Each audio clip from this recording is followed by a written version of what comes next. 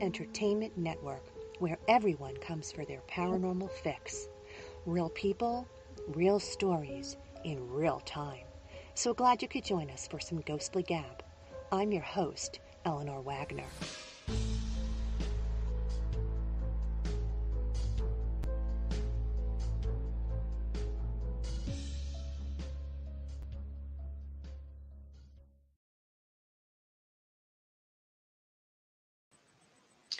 Hello, everyone. As always, I appreciate you hitting the subscribe tab, follow button, or show app of your podcast of choice. Everybody give a hello shout out to our Coast to Coast techie, Chris Mabry. He'll be working hard tonight to help us run smoothly. My guests today are members of a group comprised of 10 members with 5 lead investigators dedicated to honest scientific and metaphysical research. Please join me in welcoming PARA, the Palmerton Area Research Alliance. And we have its founder, Larissa Rex, and her husband, Alan Rex Jr., Marlena Beers, Keith Snyder, and Sky March. Welcome all. Thank you. Why don't we go around in the circle and each of you tell the audience a little about yourselves, your roles, and how long you've been in the paranormal industry. Let's start with you, Larissa. Hello, I am obviously Larissa Rex. I am the founder of PARA and the CEO of Third Eye Events. PARA being the research team, and Third Eye Events being the entertainment production company. I've been in the paranormal officially for about 3 years, as far as actively conducting paranormal research. But I am a psychic medium, and I was born with the gift. So I guess you could say I've been towing that line for 42 years. So that's a little bit about me. I come from Brooklyn, and that's it. Alan, what about you? Hi, everybody. I'm Alan Rex. I'm founder of PARA also, Palmerton Area Research Alliance. I've been in the paranormal field for just about 3 years now. Always had an interest in it, but never was put quite enough to do what we're doing now. I am the lead investigator for the team, Team Alpha, and I'm also the equipment technician. We're to make sure all our equipment is ready to go for investigations or during investigations. And for the production company, Third Eye Events, I am the operations manager, ensuring the team is on task when we host that event. Sky? I'm Sky. I'm the social media manager for Third Eye and Paranormal. I am also the lead investigator for Paranormal. I help out with equipment and getting everybody what they need and where they need to be and making sure everyone's on task. That's on my team. And I also have abilities. And I've been doing this for 2 years now with them. Keith? Hi, I'm Keith. I'm evidence review technician. I fill a lot of roles in the team, however I can fill in. My active experience in the paranormal research field is over 5.5 years. However, my very first investigation was like 30 plus years ago. I've always had an interest in the paranormal, and I've always had an interest in fate, and that's how I came into this team, which I can let Alan and Larissa maybe explain later. Yeah, I totally believe in fate, and great group of people. We're out there just trying to do this ethically and honestly and present the best evidence we can. And if we're not sure it's evidence, we're going to throw it out there and say, what do you think? I like that, and I agree. And there's no such thing as a coincidence, that's for sure. Marlena? Exactly. I'm Marlena. I'm the PR manager and senior case manager for PARA. I'm also one of the lead psychics on the team. Well, welcome to you all. Thank you so much for joining me tonight. I appreciate it. We're happy to be here. Thanks for having us. You all had the opportunity to investigate the historic Brinton. That's how you pronounce it, right? Brinton Lodge? I did and Alan did. The other guy, Oh, okay. Yes, that was our very first investigation as a team when we were High Spirits of Palmerton Paranormal. We weren't even PARA yet. Ah, okay. That's in Douglasville, Pennsylvania for the listening audience. This stunning 300-year-old landmark has a strange architecture. I have a picture. Chris is going to put it up. It's picture number 1. It's got an unconventional history and many local legends that are attached to it. Picture credit goes to brintonlodge.com. It's located in Berks County, Pennsylvania. This lovely building has quite a history, which began in the 1700s. We have pictures 2, 3, 4, and 5, and 6 that he could put up for us. The actual original edifice, which was a small farmhouse built by the Millards, is now encased by the current structure. The site changed hands in 1796, becoming the Curlin homestead, whose livelihood was making ammunition for the War of 1812. There are rumors it was once a stop on the Underground Railroad. The Philadelphia iron industry Whitmans owned it during the 1900s, expanding it to an opulent 28-room mansion later purchased by hotelier Caleb Brinton during Prohibition, and it became an exclusive gentleman's club under his direction. So, guys, what do you think makes this place so haunted?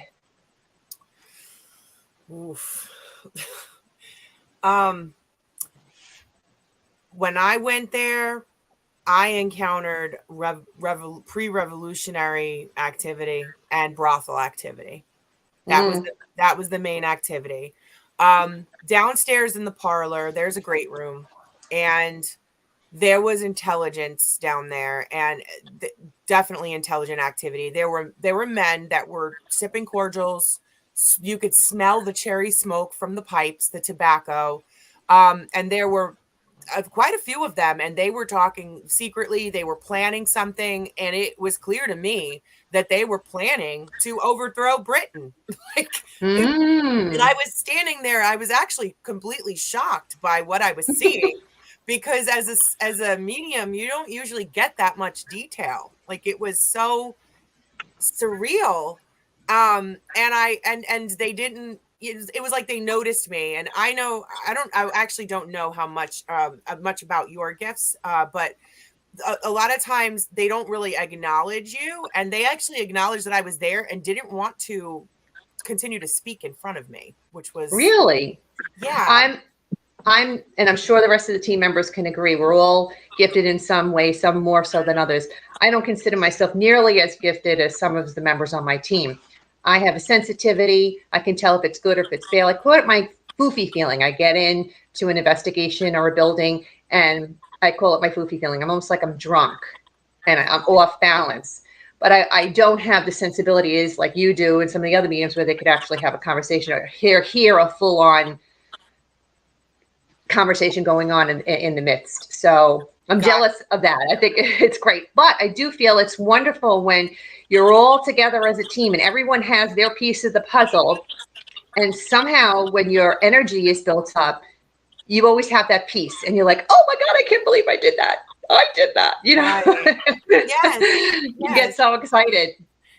And the clip that I know that you're leading up to, what's odd about it is I was trying to communicate with these men, and they clearly didn't. I mean, I know they were having a secret conversation, and I know that they were just as startled as I was to encounter them. I know that they couldn't believe that I could see them and hear them. And so they stopped communicating, and I was like, okay, well, if you're not going to communicate with me, I'm going to leave. And that's kind of where the clip begins. Don't forget, Larissa, you're also a woman. So Right. You're talking to these men back then, and they didn't, women were only good for one thing, really. So especially if it was a gentleman's club, they were there to, not talk to a woman less. So the fact that you were an intelligent woman and you could actually hear what they were talking about probably made all the difference, Well, why don't you tell...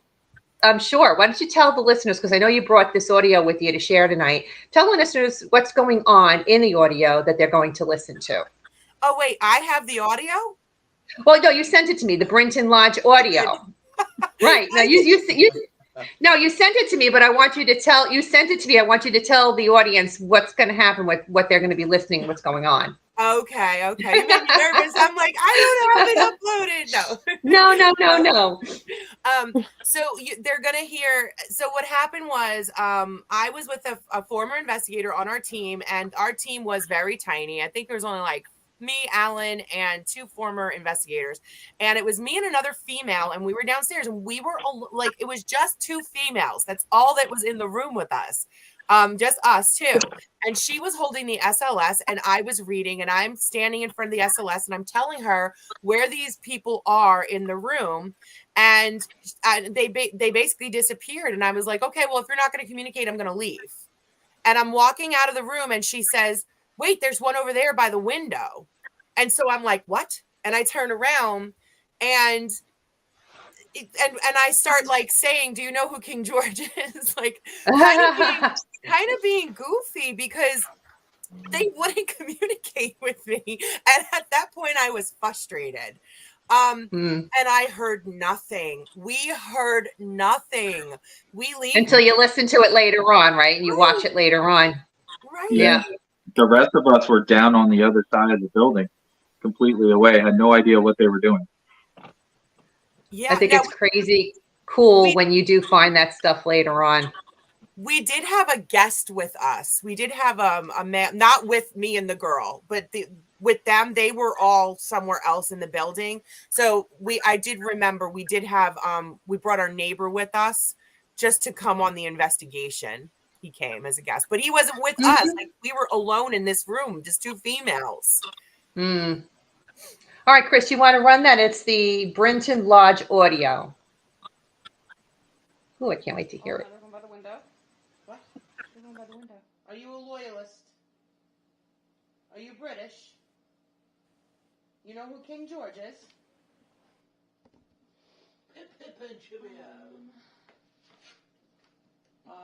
Do you know William Penn? I still remember that moment. We were sitting and listening to that SLS clip. There was 4 of us, and we're like, what was that? It almost sounds like somebody with you goofing off. That's what it sounds like. Right? Yes. Yeah. But there's no man. Oh my goodness. And here's the thing, you have to remember, we would have said, like, you'd hear you would hear something. Like, I don't even miss a beat. I just keep asking questions. And no one has a British accent that sounded that authentic. No one could have pulled that off in that. Right. In that like, he says, wow. He meaning the man, whoever this man is. I mean, it could have been one of the fathers for all we know. And he talks, and I just keep going. Do you know who William Penn is? Like, I didn't, and I'm a medium. I'm shocked at the clarity of that voice that I didn't hear. It really is. It really is really clear. Very clear. Oh my goodness. Have you ever gone back there again to maybe bring that subject up? And I'm sorry I didn't hear you the last time, or do you plan on going back there? So I did look up, well, 2 things with that. One, we did want to go back. COVID was right around that time. So we were able to get in that building and do more at that time because people weren't investigating. And they weren't attending the restaurant. Yeah. Now, that time the restaurant was closed because it was COVID. Now there's a bar and restaurant, and so they don't do investigations on Fridays and Saturdays. They only do them Wednesdays and Thursdays, and my entire team works. So it's almost impossible. But the second part of that is I did look up Pip, Pip, and Cheerio, and my understanding is back in old English times, that meant goodbye. And as I was saying to you, I did say, if you're not going to communicate with me, I'm going to leave the room. Right before she said, there's one over by the window. So I'm wondering if this guy was like, in his own way, like, bye. Okay, yeah. Right. That's right. Yeah. Oh my God. That it was very, very clear. It really sounded as if it was one of you guys goofing off, and clearly it wasn't, because you said there was only 2 women in the room and you didn't even hear it. Wow. I'd love That's to crazy. go back. I would. Yeah. Well, you have to put it on your bucket list for sure. But what are the chances? Like, what are the chances that it's ever going to be duplicated? It's like Alan was saying to me the other day, we have we're not, I guess we are friends with Daryl, but we work with Daryl Marston from Ghost Hunters a lot. And he always says, let's recreate something. And so we really try to recreate things. And Alan and I were talking the other day, and he said, well, if you could recreate it, is it really paranormal? He said, you know, it's... Well, but if it's already happened, recreating it is better than making it up, because I've dealt with New York directors before, and he was saying to me that if nothing happens, we're going to have to make it happen. And to me, that's unethical. I don't want to make something happen just to pretend to fool people, which tells you a lot about the shows that are out there. You have to be careful what you're watching. And when he saw my look on my face, like, I don't want to do that. He's like, well, it's entertainment, honey. We have to entertain people. That's what we're all about. So to me, that's not authentic. If you're going to recreate something and you're letting them know it's a recreation of prior events, but even if you go back to something and you're hoping to expect it to happen again, even if it doesn't, if you connect with that same spirit and get something else, you'd be really surprised it can happen. And we've done it. We were at the site of a train wreck, and the first time we were there, the bells and whistles had gone off repeatedly for us. And when we went back to try and get it on video, we didn't get that, but we ended up getting audio of a steam train going through with the whistle blowing. Wow. And voices saying, I'm burning, please help me, that kind of stuff. So you may not actually get the same stuff that you're hoping to get, but if you're reconnecting with some of those spirits that you did the first time, you might end up getting something else. Yeah, so it's always worth a try, I think. We were trying to recreate a picture in a mirror that was originally taken 2 years ago. And we tried every angle and every idea, and we couldn't recreate the picture. So I was under the impression, we can't recreate the lens, possible lens flare or something like that. So, I'm deeming our original piece of evidence as paranormal because it was like that split second timing was perfect. Right. Get it. Eleanor, I sent you that picture that we were just there this past weekend. The Civil War soldier. Yes. Was that the Bill Grove Mansion? No. Who all went on? Oh, no. Which one was that one? That was the one at Civil War Exchange, the Civil War soldier. Oh, okay. Yes, you did. You did. And you guys also went to Bell Grove Mansion. That was something that we're going to. Did everybody go that's here today? Did you all go on that investigation? No? Nope. That was maybe the second one we did as a team. Oh, okay. Yeah. Well, just to give the audience a little insight into that particular mansion, Yost Height and his business partner, Robert McKay, along with 16 families, journeyed to the Northern Valley to settle on 140,000 acres. And Chris is going to put up pictures 7 through 12 so everybody can see what that looks like. The land the mansion sits on belonged to Isaac Height Jr. and his wife, Nellie Conway Madison, and then later on with his second wife, Ann Turnstill Morey. Construction began in 1794, but it wasn't completed until 1797. The home eventually went to the Cooley family in 1860, the Rumbeck family in 1907, and Francis Honeywell in 1929. Can anyone tell me what is going on in there paranormally?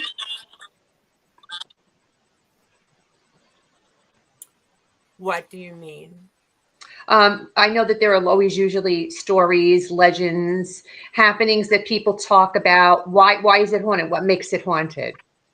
Oh, where do you begin? At Bell Grove? Yeah. Jeez.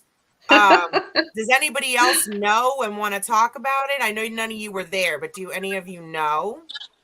I mean, it is the birthplace of James Madison, correct? Right. But when I first rolled up to the location, the first thing I said to you, Alan, was what? Do you remember? No, I don't. Civil War, or not Civil War. I told you the Revolutionary War. They were rolling over the front lawn. The troop movement over the front lawn. It went back to Revolutionary times. There was layers of troop movement that started with the Revolutionary War. Then we had the Civil War. You had slaves that were buried on the property in unmarked graves. You had the Madison family. You had white family that was rounded up and killed inside by the North. By the North. When they came through, the Northern soldiers rounded up the plantation owners and murdered them.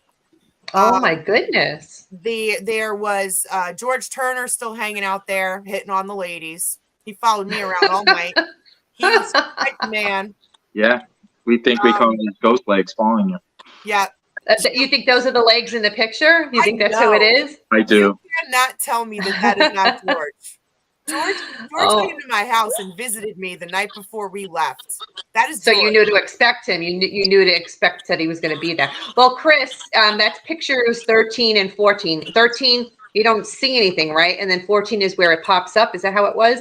Okay, so we're going to see that now. Yeah, Yep. there you go.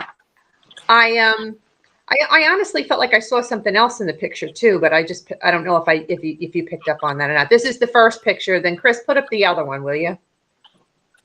Yeah, There you go. this was the first one. The second one was the first picture. That was Larissa walking through. That's me. Okay. walking. Yeah. And then the other. Oh, okay. All right, put the other picture back on, Chris. And then to the right So of the couch. Yep. Right, yeah, to the right of the couch. That's right. Okay, yeah, that's what I thought. All right. Those Oh boy. Yeah. Little ghost. So you being the medium, Larissa, did you actually have conversations with him? Yes. Did he say anything to you when you were there? What happened? What did he say? I love George. George had more women.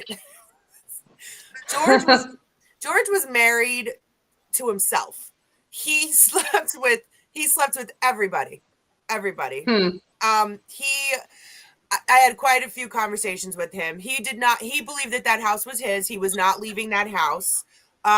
He treated his slaves well. He said that he was not unkind to them. He never abused them. Everybody was well fed. He really was not a bad guy. And he didn't feel that, he didn't want to leave his house. He felt like he put a lot of work and time into it and he was still there. His children, he had a couple children that did die young that he was in the house with.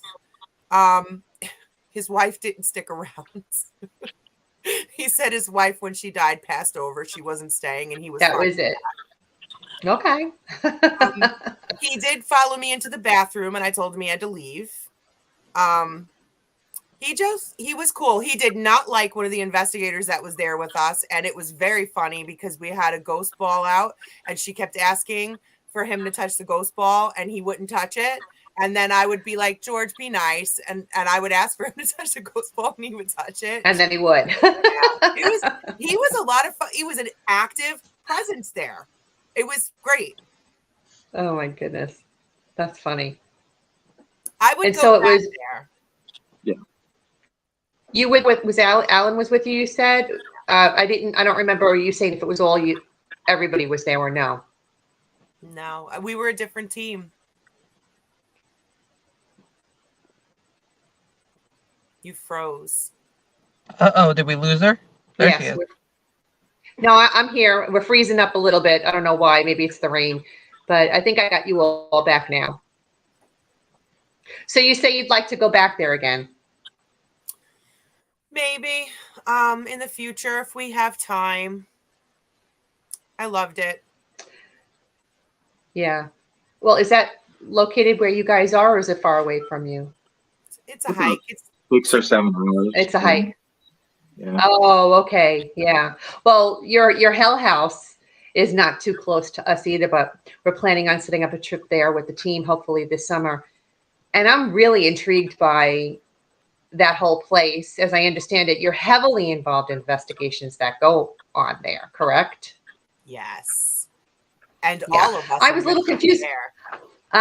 Okay. Now I was Googling Hell House and then I was coming up with Waldorf Hotel and I was getting very confused. So Chris is going to put up some pictures for everybody to look at. I mean, I read online that on October 8, 2009, an unexplained malfunction at the haunted house attraction, Hell House in upstate New York, took the lives of 15 people, including most of the staff. Apparently, authorities have discouraged any investigations about what happened ever since. Is this for real or what? No, and I will explain to you exactly what you're reading. Okay. Okay, please do. Now, this house is actually a residence / hotel / restaurant that was built sometime in the mid to late 1800s. It sits in Lehighton, Pennsylvania. There are no historical records prior to 1959. The owner of the house is our business partner, Angela Moyer. Angela runs a haunted attraction out of there called the Waldorf Estate of Fear. In 2014, Steve Cognetti, the writer of the Hell House franchise movies, Hell House LLC, he approached Angela to film his movie about a haunted attraction that is haunted and where it goes awry. That's the storyline you just read. He approached her and asked if he I could film see. his movies there. So this is the set of Ah. all of the Hell House movies. Now, Mhm. Angela has the haunted attraction that runs out of there every October, and she has a legend that she created for the haunted attraction. You know how I see. attractions have a legend or story? Yes. So Okay. right. If you Google the house, you'll get the legend of the attraction, you'll get the movie to Hell House, and then there's no historical records prior to 1959 for the real house. That's so odd. Wow. Yeah. And we have But done. it is haunted. And it's not just the movie set for the Hell House movies, it's actually haunted. Oh my. Oh Yeah. my. We know when the land was settled. What was it? 1742. It was settled. Yes. By there were 8 farms in the area up there that was split off in a family, and one of them is now underwater, which is Beltsville Lake. It's a state park right behind the Waldorf State Fair. The Library of Congress, if you go online, you can find a little bit of information, but the original families that settled in this area are still here. As a matter of fact, my husband has the last name of one of the original 8 families. That's interesting. Yeah, in this area, they pretty much, and Sky, I think, is one of the original family settlers too. This area has very limited, that small population. So one of the original settlers is a friend of ours, or descendants, and his family owned one of the original farms, and the Army Corps of Engineers came in to create the lake, to create an economy for the area, flooded the land, and one of the farms with all the graves, a church steeple, everything is sitting under Beltsville Lake. Wow. That's interesting. Yeah. Marlena, what happened? What happened to you when you were there, Marlena? Because you've investigated there. What hasn't happened at Hell House is where there's so much activity between EVPs, physically seeing somebody run across the hallway. You hear children laughing and giggling. Spirit ball, the little ghost balls are going off. I mean, it's a constant movement, and they follow you around the house. We have 2 little ones that follow us around the house. And I know they're with me because for some reason, little kids like to stick onto my leg. And then all I feel is energy and heaviness. So I feel like I'm dragging a kid on my leg when I'm walking around there. I think funny. Larissa gets the same thing. They follow her around too. Keith, you want to add to that? Probably my and I believe I'm a healthy skeptic. Okay, so I'm always looking. Now wait a minute, it's this, it's that, it's a breeze, whatever. But being a paranormal investigator for quite a few years, I always look for things like when you hear the phrase darker than dark or colder than cold. You come into an environment like that, and we were in the attic, and Marlena was on the left, Daryl Marston was in the center, and I was over by the rafters, and it was obvious cold. It was January 13th, okay? There was not a huge amount of wind blowing through the window, but all of a sudden, your face, I mean, it was like something was trying to get up close to you, and you could feel it through the coldness, and it was colder than cold. I've experienced that several times, and again, I don't know if you can chalk it up scientifically wise, but when we have multiple witnesses who say, yeah, I'm feeling this is getting cold, and the next thing you know, it's like this ice cube is in your face. Kind of hard to deny it, right? It's yeah, and again, I'm a healthy skeptic. I always try to now this is something natural, whatever. That really, with that place, especially in the attic, is just what gets to me. It was a cold night, obviously, but there was no direct wind blowing at us. It was not coming through the rafters, the shingles, anything. So that's probably my just the greatest question I have about the whole house. When you get those cold fits that come over you. Exactly. Sky, would you like to add your 2 cents? I've had in the basement, I have something move my hair in the place that we like to call the cage. It's not anything threatening, but if you go in his space, he doesn't really like it. So I had my hair brushed, and I didn't really appreciate it. I ran. I scared easy. I ran. You're a medium that runs from it? She throws punches.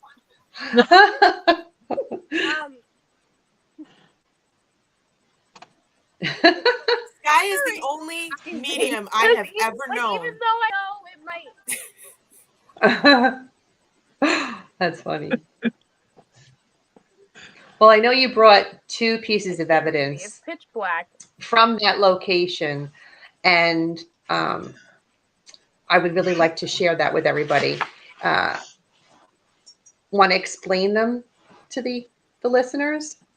There's the EVP, and I believe it was a video, right? That you sent to me? I'm not sure. You know, I forgot. Did I send you? Yeah, the first one was a video. Okay. And then I'm going to look real quick while I have it here. And then the second one was the SLS audio.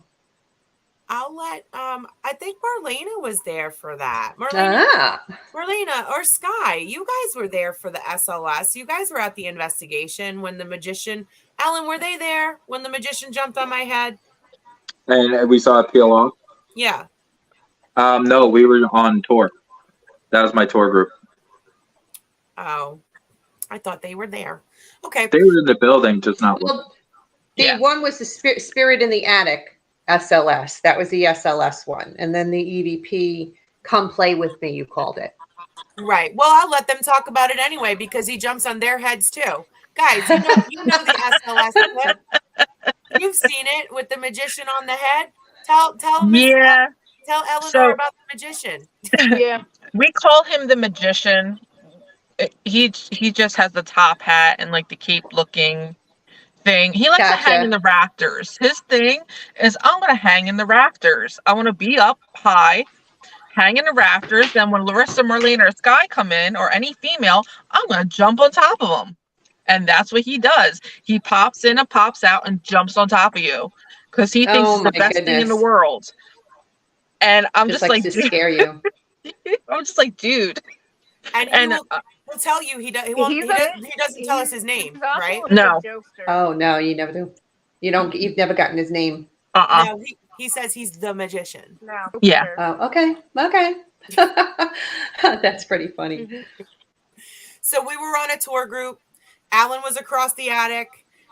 I was standing there and I said, he's on top of me, isn't he?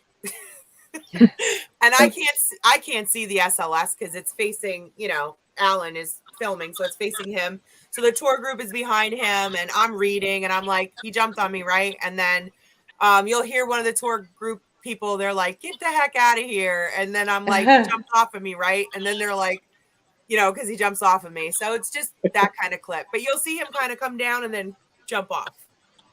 Chris, that's the SLS footage on the camera. If you want to run that for us, please. No, just you and Alex. That doesn't mean he's not right on top of you. I feel him right on top of me, right here, which is where he hung out last time. You snapping pictures? Yes, he was supposed to come to me. See, he's attaching himself to me. Oh. He's trying to. You got him? Yep. Did he jump up? Yep. He jumped up? He just jumped up. Yeah. Get the hell out of here. Yeah, I can feel him on me. You saw him peel right off you, close to your head, and then he went higher. You saw that, right? I saw that. Oh, my gosh. I love the SLS camera. I think it's so cool that you can actually see the stick figure and see what they're doing. And people are very fascinated by it who don't know anything about paranormal or these investigations or this equipment. When they see it, they're really stunned that they can actually see something there that's not visible to them in the naked eye. So I think that's very cool. Now, the Come Play With Me footage, what's that all about? that is one of the phenomenon that we are currently actively researching at Hell House. I am going to be speaking on that at the Women's Paracon in June. We have a theory that the haunted attraction is there. You know what an egregore is? No. Okay, an egregore is a surplus of energy that brings an entity to life. It's not a real entity. And so we believe that because that a haunted attraction houses so much energy because of the emotions that go through there, that it manifests activity.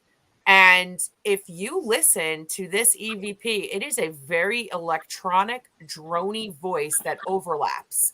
And in that room where it was recorded during haunt season, there is a girl, a real blood girl, like flesh and blood girl, that is a haunt actress that stays in that room to scare the people that come through the haunt, because it's a scare haunt. She jumps up and down and she's completely covered in blood, the doll. This okay. EVP is a drone sounding mimic of that scene. It's like the house is mimicking it. So that's currently what we're looking at, and it's not the only thing that we've seen in that house. That kind of as a medium, it's not the only thing I've seen. I've seen things manifest that are not, like cloaks from the movie Hell House. These black things that run around. Marlena, myself, Alan, who's not even a medium. We've seen them running through the hallway. And they're not real. Do you think there's a portal? Do you think there's anything evil, or no? No, I don't think there's anything evil there. You just no, I wouldn't. Interesting. Say evil is there. Well, that's good. That's good. Chris, do you want to run that audio for us? The "Come Play With Me" audio. I'm curious to hear this robotic kind of voice come up.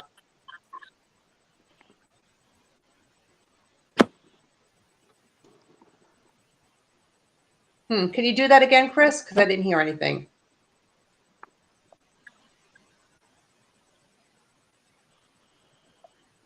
Your volume very low, huh? Yeah. Well, no, it's actually loud. For some reason, the volume on it is not coming through. Can you put the volume up, Chris?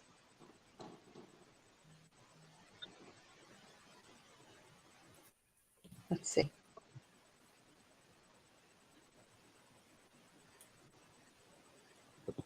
I can't with the audio. Yeah, can you put the volume up on it? Maybe? I can't. Okay. It won't.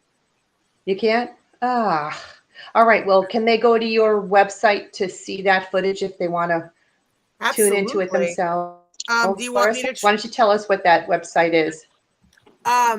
They can go to our Facebook site. Do you want me to try and send it and see if you can upload it again? You sent it to me and I sent it to him, but you can if you want. Yeah, it's very odd that it's not because it is loud. It's not a low EVP at all. What you sent to me is what I sent to Chris. So yeah, that's straight from our drive.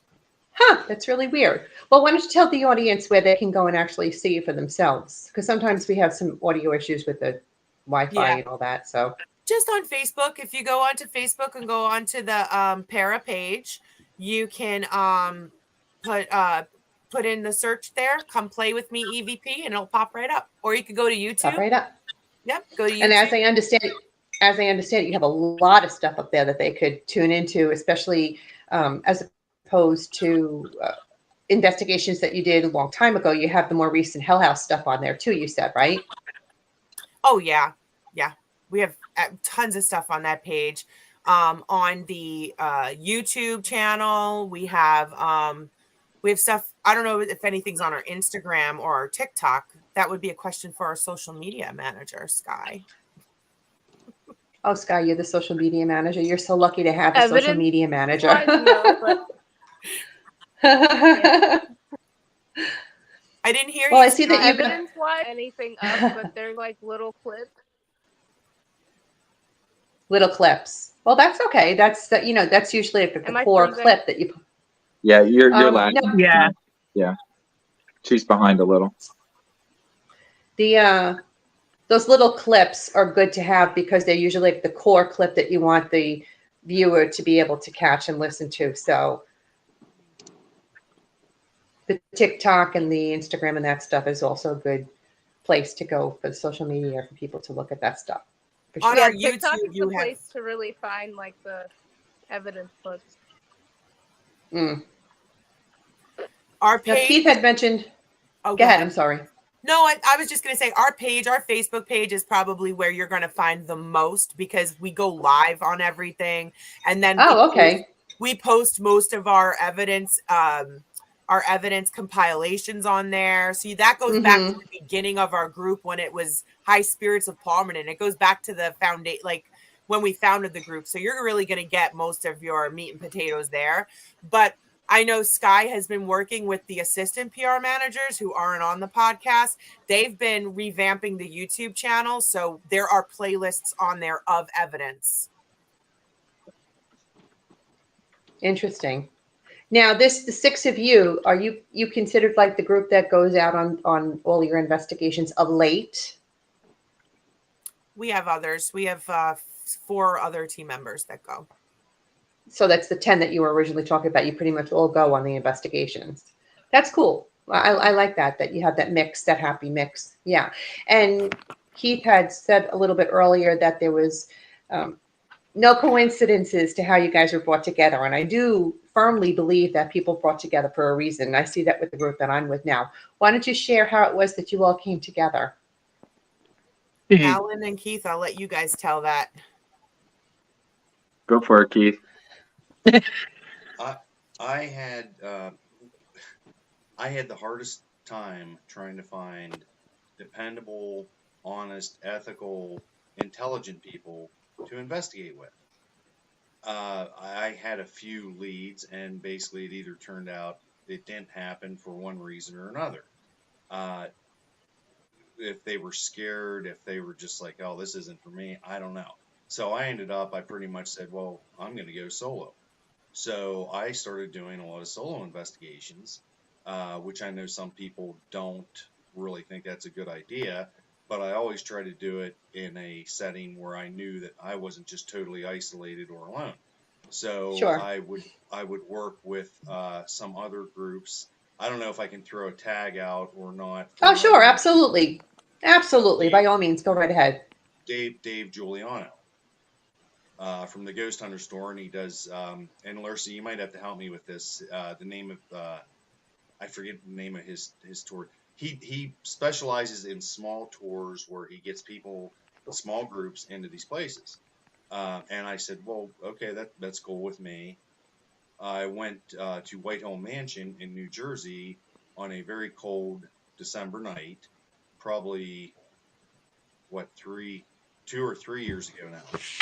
I'm in there by myself trying to get all my equipment set up. Of course, all these other teams are rolling in, and I'm thinking, okay, here I am alone again. And I see Alan and Larissa roll in, and a little bit later I meet Marlena. Well, they go their way, and I go my way.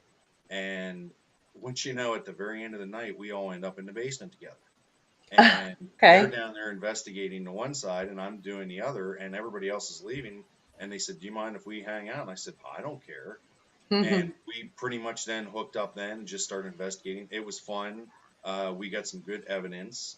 And I would say just became pretty good acquaintances at that time. We never lost touch. We became Facebook friends, always communicated. And then the rest of the story, which I'll let Alan then pick up. Yeah, so it was about 11 months after that investigation, and Keith reached out, and I think if the story serves me correct, Keith, and correct me if I'm wrong, you were pretty much like, hey, I'm looking to join a team, was wondering if you guys were looking for members. And the funny thing is, I would always think about Keith every now and then, because I knew he was a stand-up guy, veteran like Larissa and I, and he had his stuff organized, which I love. And I go to Larissa, and we both were like, yeah, it's a no-brainer. Like, come on. And it was just like everything was aligned. it happens for a reason. And Keith joined the team. Immediate impact, going to the first investigation that he could go to in December at the George Taylor House, and he rocked it like I knew he would. He's a natural born leader. That's not where he went. No. Yeah. That wasn't his first investigation. The conduit. Oh.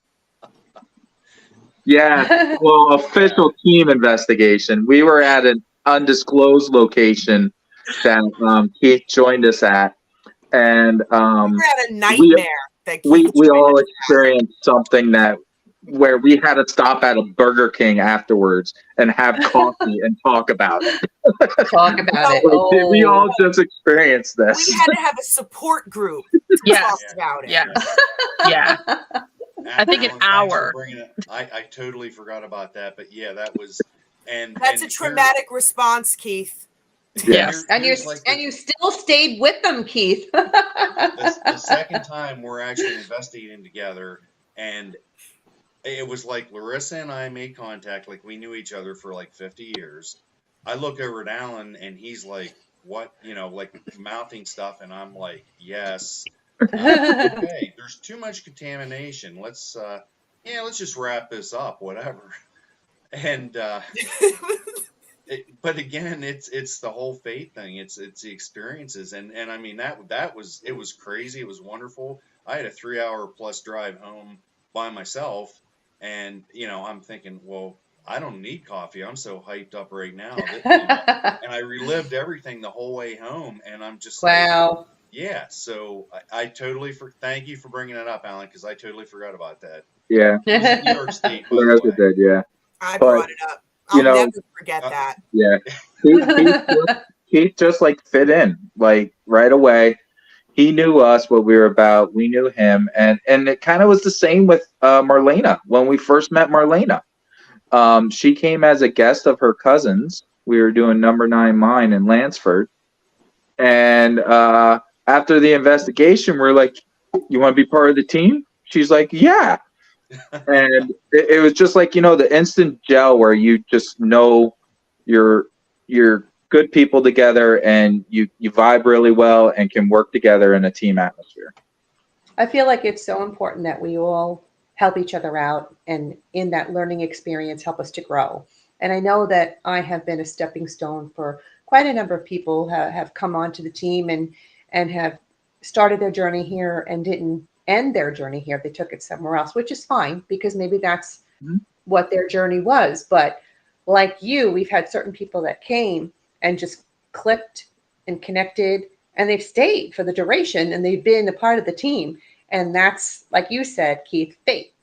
Nothing's a coincidence. We were meant to be together, and we fit that piece of the puzzle that makes our group a whole. And I love that. Yeah.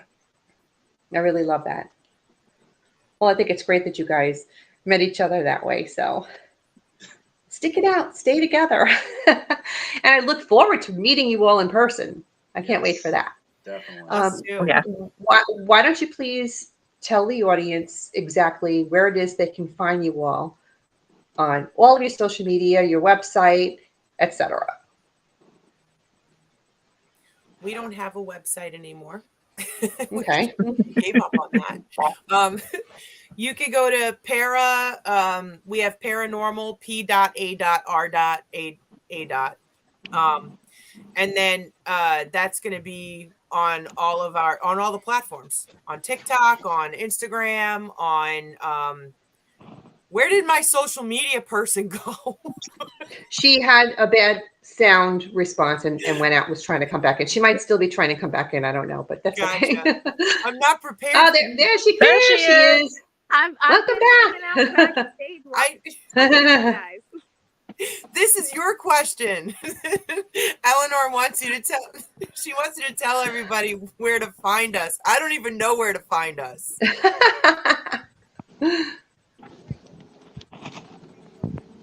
Oh no! Now we can't hear you. Now we can't hear you. Can you hear me now? Yes. Yes. Don't touch anything. I was covering the mic. I'm sorry. All right. I won't. Okay. On Facebook, you can find us if you search paranormal or Palmerton Area Research Alliance. You can find Para Ops. You can find Haunted Pennsylvania Events Third Eye. And Third Eye Productions, I believe, is the other one. And then on Instagram, search paranormal. There's a Twitter, but we aren't really active on that. And TikTok, I think we have multiple accounts now because we all have our own. And then we also have paranormal. And we have YouTube. And the YouTube is the big one. If you want to get tickets, YouTube, there's paranormal and there's para ops. There's two. Gotcha. And then we're on Eventbrite, which is our main ticketing platform. Yep. Yes. I was getting there. We also have Eventbrite for tickets.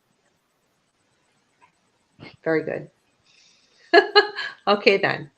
Well, this was a lot of fun. Thank you so much for the wonderful discussion and sharing the evidence that you did.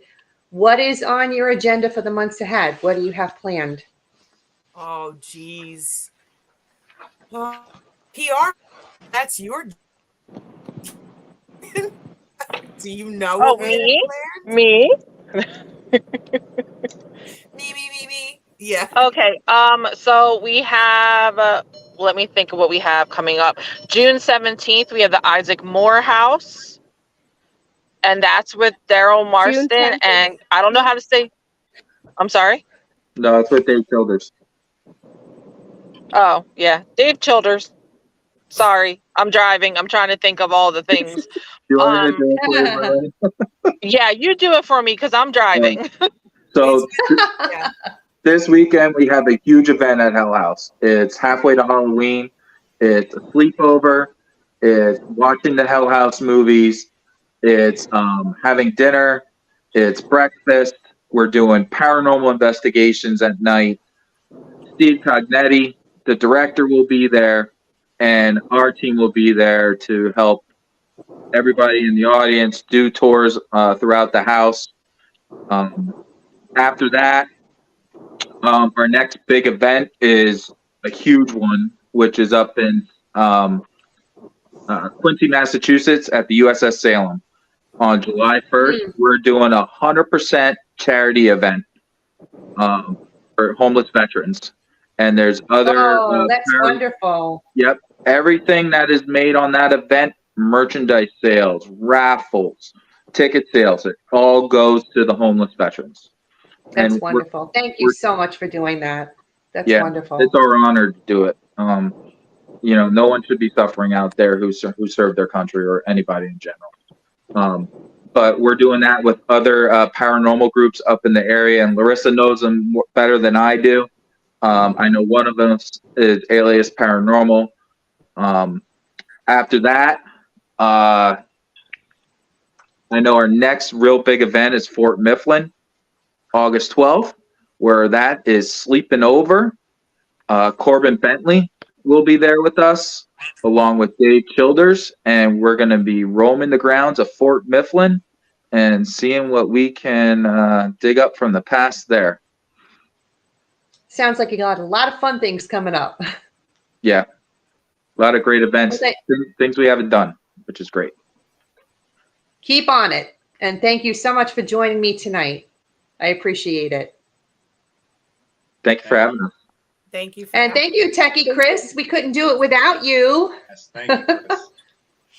If you like listening to this week's episode and you're into all things paranormal, check out my other show, Eleanor Wagner's Strange and Scary World podcast, out of the Paranormal UK radio network, which is available wherever you get your podcasts. And if any of you are interested in reading any of my books, you can find the links to them on my website, authoreleanorwagner.com. I write about the history of the town and location, add the paranormal story to the mix, and finish it all off with photos and evidence. And I'm excited to share that I now have t-shirts available from both my Creepin' It Real podcast and Strange and Scary World podcast. Anyone interested in getting one, email me at authoreleanorwagner@gmail.com. They're $15 each. Lastly, viewers, tune in on Thursday, May 11th at 8 p.m. Eastern Standard Time when I'll be interviewing team members from Kaukauna Paranormal Research Team about their many investigations and the evidence they've unearthed. Thank you and good night. Good night, everybody. Good night. Thank you. Thank you. Thank you. Good night. Thank you. I hope you've enjoyed this little journey down my own personal nightmare alley. If you're one of those people who experiences the paranormal and has stories of your own you've been filing away over the years, I want to hear about them.